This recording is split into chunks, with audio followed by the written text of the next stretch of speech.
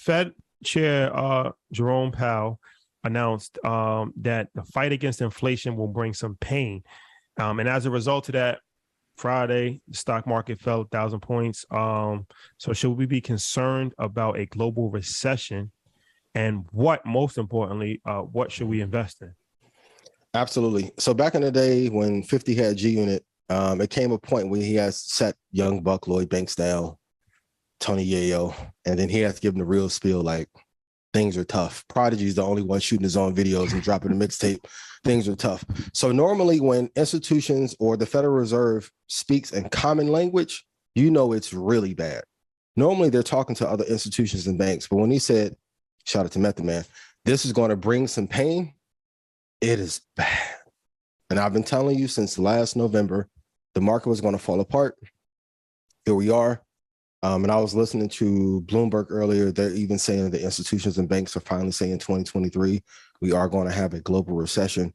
So anytime that the Fed chair states clearly we're in trouble, it's going to get bad. I would lean less on diversification. I would do, once again, top two.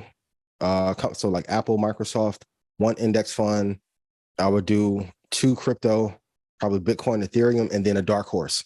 So if you like Algorand or XRP but the first two you have to be really solid for the next probably 19 months to 24 months. The economy is going to be really tough. The S&P is going to end up probably in a positive, but the economy is going to be very, very, very rough. Like imagine if you're a kid and you come home and you see your mom and dad crying and you're like, what's wrong? We're like, we lost everything. Mm-hmm. He was like 2 seconds away from saying that kind of statement. Things are getting really rough. Yeah, but I feel like he kind of did, right? When he said, who are the people that are going to be affected the most? Mm-hmm. And he said it's going to be businesses and people, everyday person, right? Like that pretty much encompasses everybody. Mm-hmm. And so just giving context to it, it was like, well, why is he saying it's going to be bad? Well, inflation hasn't slowed down. And I think I remember this post. It was like inflation's rate in March was 8.9. Inflation's rate in July was 8.8. And they were like, everybody went crazy, like, oh my gosh, inflation's slowing down. But from everything that they're looking at, right, and obviously, the month hasn't ended, but everything they're looking at, they're saying like, this thing isn't slowing down. So we have to raise hikes again. And so now the theory is like, well, what is it going to be? Is it going to be 3/4 or is it going to be a whole point? And how long are we going to keep doing this? And he only spoke for 8 minutes, which is very unusual, right? Like it was like, my message is going to be concise. What I'm going to say is going to be very concise and it's going to be very poignant. I'm saying it directly to you. And so when you think about that, it's like, how long will we be in this? And he was like, look, it's going to be some time. Mm-hmm. And so when you hear that, then you start to see a little fear because obviously things are going to be cut back. We see the housing market is slowing down. But what he said, which is very important, is that he thinks economists, not him, but economists expect that there's going to be a huge surge in hiring. That's going to slow down. Yeah.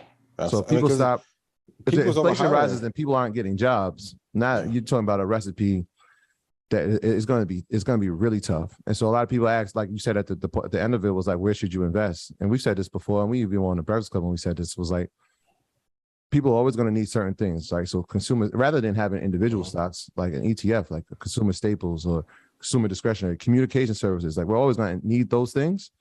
So those might be places as far as sectors. If you want to do the top 3, look inside them. Or if you want to do the whole sector itself, you can do that as an ETF. So those are like the top 3 I would think would be good places if you're going to invest. And the truth is, go ahead, Rashad. No, go ahead. If we've had quantitative easing in a low interest rate environment for 15 years, 14 years, why are we shocked that finally for 1 year interest rates are staying the same? And the truth is interest rates, inflation will probably not go away for a long time, maybe for a 3 or 4 year cycle. So when they're saying we're trying to contain, like when you have NFTs going up 70% in a year, and now hedge funds are only returning 19%, you don't think at some point, even with the used car market, I mean, some cars are selling at 70% above what they're really worth. We have to get this under control. So it's tough, but tune in every week for more advice on what to do in the market and how to make money. And if I made you money, please put yes in chat. 2 tech, 2 index, no stress. This is real simple. So I'm just here to remind you. Yeah, I put a post up from Josh Brown. Shout out to Josh last week. We had talked about it on Market Mondays before, but I want to revisit the conversation because the post kind of went viral online. Well, he was talking to Joe. I want to make sure I'm saying his last name correctly. Terranova. Yeah, Joe Terranova. And so he was talking about presidential cycles and how the stock market historically has reacted during presidential cycles. So long story short, I'm going to just try to sum this up as quickly as possible. The first half of the second year historically has always been the worst for presidents, which has happened this year. It's been a bad year. But he said the best run for presidents is like the second half of the second year going to third year. So long story short, it'd be like from October of this year until like I think April of next year is historically the best time in the market, which that would be positive for investors if that held true from the historical data. So what's your thoughts on that?